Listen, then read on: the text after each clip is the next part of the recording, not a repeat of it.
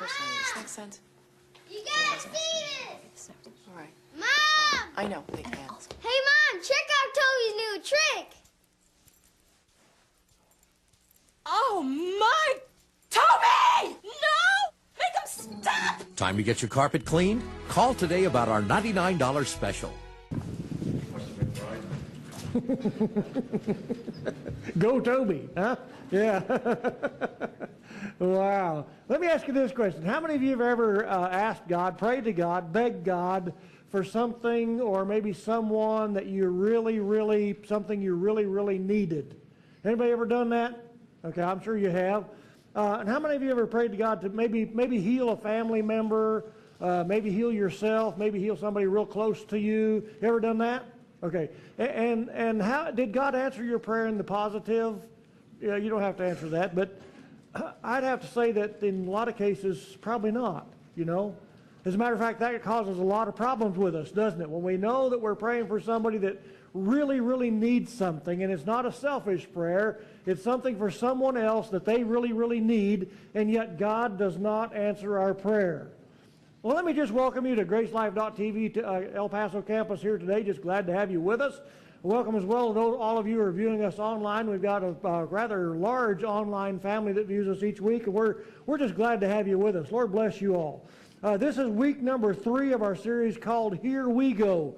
And we're actually talking about prayer in this series, believe it or not, because actually prayer has to do with that same kind of a thought or an idea. Is that prayer has to do with us actually viewing God like our dog does us. You know, in our dog's eyes, we are God. And in our eyes, God should be God. And we should run to Him and enjoy His presence in the same way. So what we've discovered so far is that most people in our world today believe that they already know what prayer is and what prayer is for and what prayer is all about. And I think that's where the problem comes in my opinion, is because since we already think that we know what prayer is about and what prayer is for and what prayer does and all those different kind of things, then it causes problems, because I don't know how many people I've talked to over the years, and still do on on a weekly basis probably, who are still very angry at God for not answering a prayer that they made to Him, something that was totally unselfish, something that was probably for someone else even, you know, someone else that had a real deep need in their life, probably a very close loved one, something like that, and God did not answer their earnest, fervent, sincere prayer. And what I found is that the vast majority of the time, the cause of their anger, the reason that people are angry at God when they pray to God for things like this, is that God didn't answer their request in the way that they thought it should be answered. Or God did not heal the person. The person died anyway, whatever the case might be, for healing or protection, or maybe probably someone really close to them, a parent, a child, a loved one, whatever. Those kinds of things that we consider to be things that are totally unselfish, that God ought to answer. We know that they deserve it. We may not deserve it. We know they do.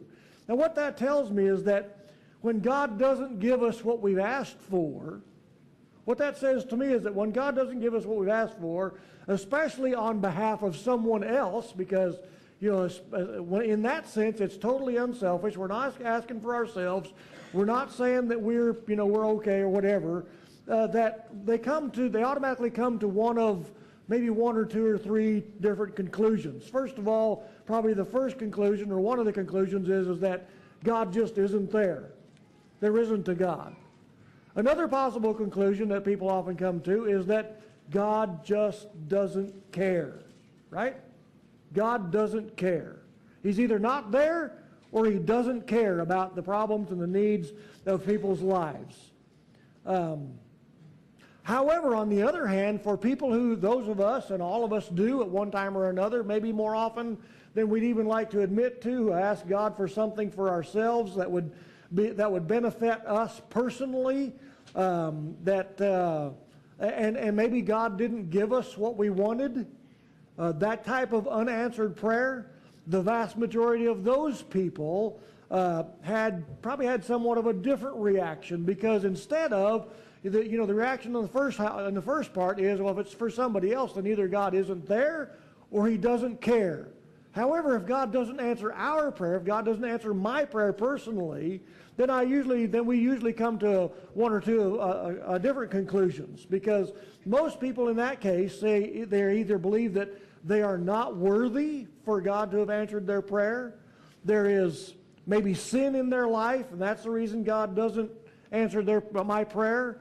Or maybe it's just that God just doesn't like me, right? Now, those are two totally different reactions, right? I can say that, two totally different things. Did I say it right that time? Yes. Hallelujah, thank you. All right. Well, thank you. Yeah, finally, I know. Man, takes a while, doesn't it? Man, I'll tell you what. Okay, so the fact is, whenever you say the word prayer, whenever you use the word prayer, whenever you talk to somebody else about prayer, there is always this look of acknowledgement, this look that says, I know exactly what you're talking about. I know, I recognize all of the things that prayer is and what prayer does, as though prayer is a universally understood concept. However, if you were to ask someone, if I were to ask you, ask yourself, what is my definition for prayer? What is prayer specifically? Probably many, if not most of us, would probably would say, well, at its base, what prayer really is communication with God. Well, in most senses, I would basically agree with that assessment, with that definition, that prayer is, in the most basic sense, communication with God. On the other hand, if I were to ask you, does God answer prayer? Again, I think that many, if not most of us, would say, yes, God answers prayer. I don't think that there's any doubt in any of our minds that God answers prayer. However, that answer in itself, that yes, God does answer prayer, not only betrays the fact that we commonly believe that a relatively major part of prayer is asking God for stuff. Isn't that what that says? Is that if I ask the question, it's a backward way to look at it. It's kind of a tricky way of saying it, but if God answers prayer, if you say God answers prayer, that means that you believe, at least in some senses, that prayer is asking God for stuff, asking God to do things for you or for someone else. Which in turn, in that sense then, with that idea, with that belief that God answers prayer, meaning that prayer is about asking God for stuff, that digs up all kinds of other questions then that may not be so easy to answer, like whose prayer does God answer? And what kind of prayers does God answer? Right? And the reason being that we can probably all admit to the fact that God does not always hear and or answer my prayers. Would you agree? In a very real sense, God does not always hear or seem to hear and or answer my request. Right? How many prayers or how many prayer requests do you think you have made of God in your lifetime? Right?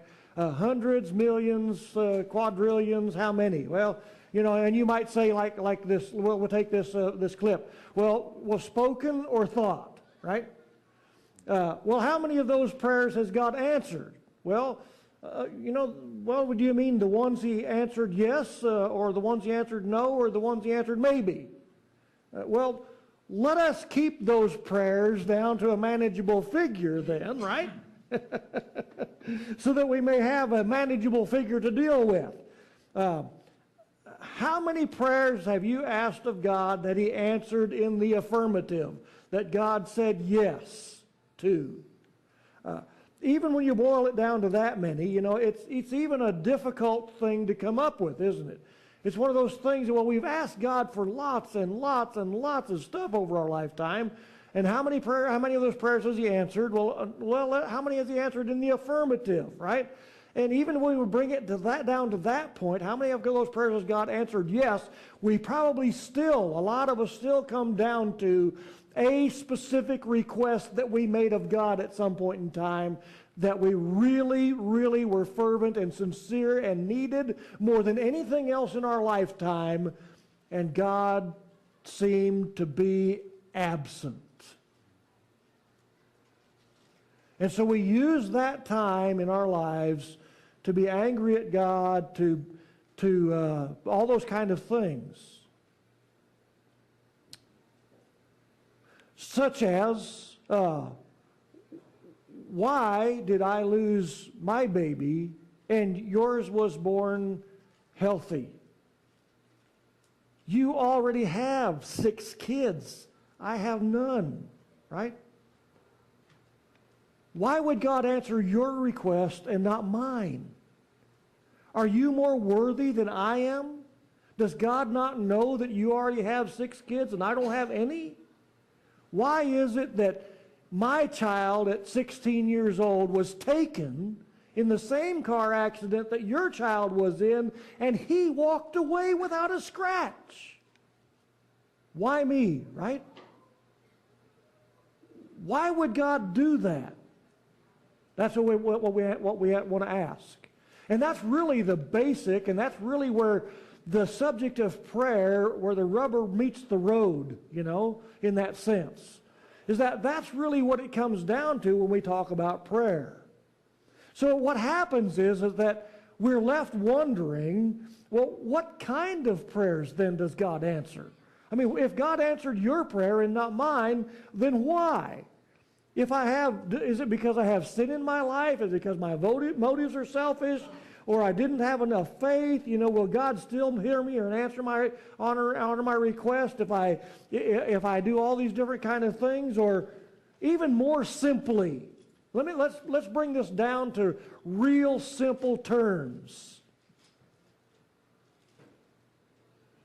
If I pray with my hat on in church, will God hear me? Yes, amen. The problem is that most religious people are more upset about wearing your hat in church or praying with your hat on than they are about the deep need that is in your life. Do you see a problem? I see a problem. More people are upset with the kind of language you may use than they are about the deep needs that are in people's lives that need to be answered clearly and succinctly. I see a problem.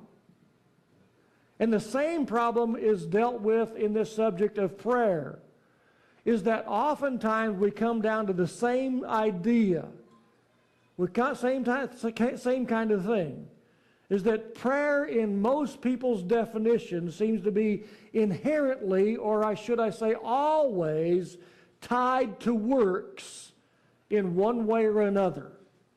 Answered prayer always seems to be inherently tied to works in one way or another, which in turn literally makes God out to be either extremely particular, maybe even fickle. You know what I mean by fickle? Just can't make up your mind? Don't know? Well, yeah, okay, it's okay for you, but I decided this time, no, I'm not going to. Same request, whatever. You know? Is that who God is? Is that what God is like? That God just picks and chooses and decides which prayers he will answer and which ones he won't? Well, that doesn't sound like God to me. Okay, so check this out, because I think some of you may already be thinking about James what James says in James chapter 4 and verse 3. He says, because a lot of us have been taught this, a lot of us have read this verse, and a lot of us, I'll speak for me personally, have felt personally severely condemned in the past, and have been condemned in the past by others because of what this single verse says. So let's look at it. Let's look at it.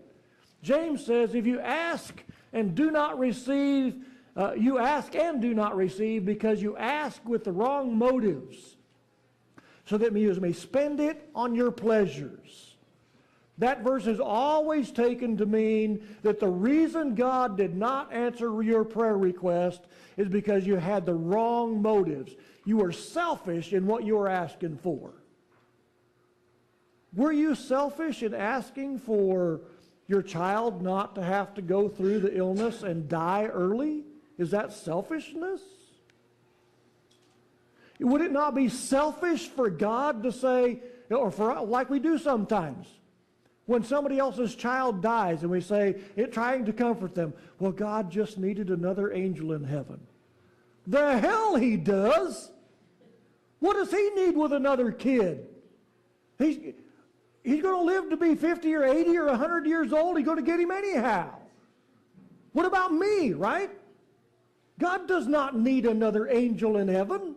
That's not what this is about. That's not who God is. A selfish being who will take your child, your only child, away from you so that he can have it, right? That's not who God is. Okay, so let's take a closer look then at this verse, because that really seems like God is saying that selfish motives are either a or the determining factor in whether or not he will listen or answer your prayer request. Now, James certainly seemed to be giving us definitive evidence, doesn't he, that God will only answer unselfish prayers. That's what this seems to be saying. So verse 1, check out what he says in verse 1. He says, what is the source of quarrels and conflicts among you? Among who? Interpersonal relationships. In that particular church that he was talking to, he said, why do you think y'all are fighting with each other all the time? Why do y'all think you can't get along? Well, and he says, is not the source your pleasures that wage war in your members? In other words, you're selfish. You want what you want. And you don't care what anybody else wants. That's all you care about. So the question is, what do you think is the reason why y'all are fighting with each other all the time?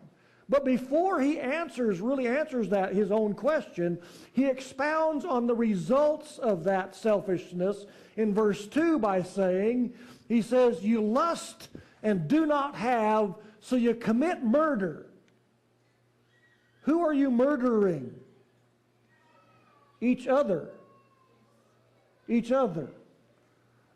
You are envious and cannot obtain, so you fight and you quarrel. It's selfishness among each other that he's talking about here. Verses 1 and verse 2. In context, he is talking about the selfishness that we have between each other because I want it. It's like, like fights in church that often erupt, and I've been in those types of churches where a church will literally split over the color of the carpet. A church will literally split over where the organ goes on this side and the piano on that side, or where the piano goes on that side and the organ on this side. It's the same thing. Does God answer your prayer if you pray with your hat on in church? Good grief.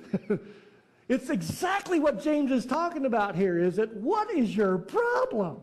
You're willing to murder each other over whether the organ goes over here or not.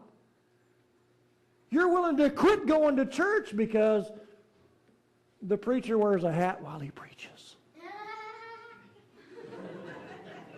Huh. It's true, ain't it? Oh my God. How ungodly can you get? Right? Same thing that James is talking about here. So, verse 3 then, is James talking about prayer? Is James talking about the request that you make of God? When he says, if you ask with selfish motives, God won't answer your prayer. Is prayer even the subject of this particular passage? No. Prayer is not even mentioned. That's not even what he's talking about here. He's talking about interpersonal relationships. If anything, James is talking about idolatry. The fact that we worship the created things, we worship stuff more than we worship God. We worship, how we do things in church and what church is supposed to be like, instead of worrying about who God is and simply worshiping God for who he is. No matter what you wear or what you look like or how you come or what background you have or even if you have alcohol on your breath, right? So what? So what? So what? They're wanting stuff that belongs to others so bad that they're willing to kill each other to get it. So verse 6 then, jump ahead to verse 6, and he says that God gives a greater grace. Therefore it says God is opposed to the proud but gives grace to the humble. Well, if you're still thinking that verse 3 is about prayer, then you still got problems. Because he's not saying that you got, greater grace for what? Well, grace to pray better, grace not to be selfish in what you ask God for, grace to be able to pray in a way that God will answer your prayer request. No, that's not even the subject matter of this passage. James is talking about the grace to be more understanding of others. The grace to put up with those selfish suckers. To not have to have your own way. That's the grace he's talking about here. Not the grace to pray better or to get the request that you ask for because your motives are not selfish. Because we all ask God for things that are totally unselfish and still don't get what we ask for. So let me just jump to a short conclusion, because I got a couple more things, one or two other things I want to talk to you about real quickly. And that is that, you know what? That's life. You ask God totally unselfishly for something, and he doesn't answer your request. Why? That's life. We live in a world where stuff, spelled a little differently, happens. Right? If I need to be blunt, I will. We live in a world where shit happens. That's the world we live in. And if you're more upset that I said shit than you are about the needs and the problems that's in our lives today, I'm sorry. That's where it's at. But that's the world we live in. And shit happens. So as long as we're on this trail of trying to find out what prayer really is, how many of you ever heard the phrase that says, "My house shall be called a house of prayer"? Anybody ever heard that phrase? It's a biblical phrase. As a matter of fact, Jesus is the one who quoted it out of the New Old Testament, the book of Isaiah. "My house shall be called a house of prayer." Did I say that right the first time?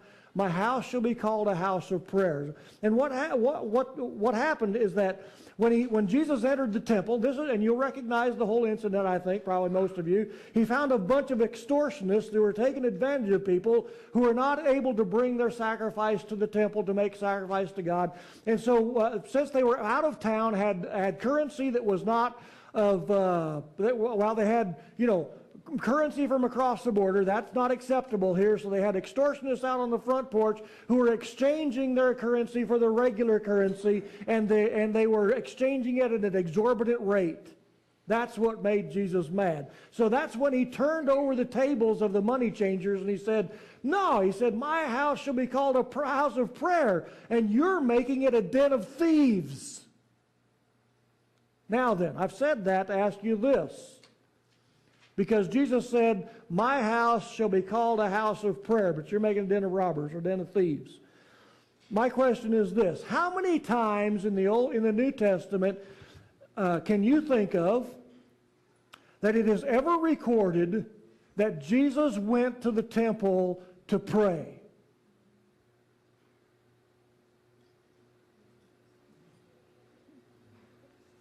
I didn't find one either. Not one. Okay, how many times in the New Testament does it ever say that the disciples, Jesus' disciples, went to the temple to pray? Not one time. Not one time. So why did Jesus say, my house will be called a house of prayer, if Jesus always went out away from people, out to the woods, out to the hillsides, away from people? That's where he went to pray. If his house shall be called a house of prayer. What that tells me is we do not understand. We've got the wrong idea of what prayer is. Are you catching on? That prayer cannot be what we think it is if Jesus said my house will be called a house of prayer and he never went there to pray. What we call prayer. What we understand as prayer. If Jesus called it a house of prayer and the disciples never showed up at the temple to pray, then we obviously don't understand what prayer is, what the word prayer really means. Because not one single time in the New Testament can I find anywhere where Jesus or the disciples ever went to the church, to the house, to the temple to pray. I'd say, I know of churches. As a matter of fact, I'm thinking of a church right now that they have titled their church the House of Prayer, and they definitely do a lot of praying in that church. And the reason they do so much praying is because they believe that the right kind of prayer, specifically, I can say that word. Say that for me. Thank you. Specifically, the prayer of faith, and especially corporate prayers of faith, being in agreement with each other, is what causes God to answer in the positive. In other words, that's why they call their house of prayer, their church a house of prayer, is because God answers prayers of faith, and specifically and especially corporate prayers of faith. If we all agree on this, hey guys, if we'll all come together and agree on this, God has no choice. He must answer our prayer. Huh? No. No. As a matter of fact, if prayer is if what makes God heal people or change people's lives or literally change the nature of reality, if that's what prayer does, then I can see why people, and especially those who maybe have lost a child or a loved one, or maybe someone who's suffering with a terrible terminal illness or some other life-changing event, that God does not answer their prayer and they've become extremely bitter. I can understand why, if that's the idea that we have about prayer. So let me stop here. Let me just conclude this. Let me see if I can clear this up for you just a little bit. The reason why Jesus said, my house shall be called a house of prayer, is because the word prayer has to do with worship. And worship in the Bible speaks basically of the event itself. That's why I like to call this not a worship service, because we're not serving God by being here, as if that's what God wants from us. No. I call this a worship experience. We're here to experience worship because worship is the event itself. We meet here to worship in an event called worship, a worship experience. And then prayer, in my opinion, probably more correctly, is the words of worship. Meaning in at least one sense of the word, in the biblical sense of the word, prayer, that's exactly what I've been doing all morning.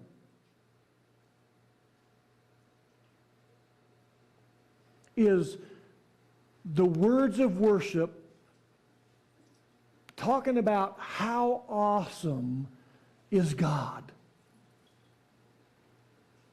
Like your dog when you come home and the tail is wagging the dog, right?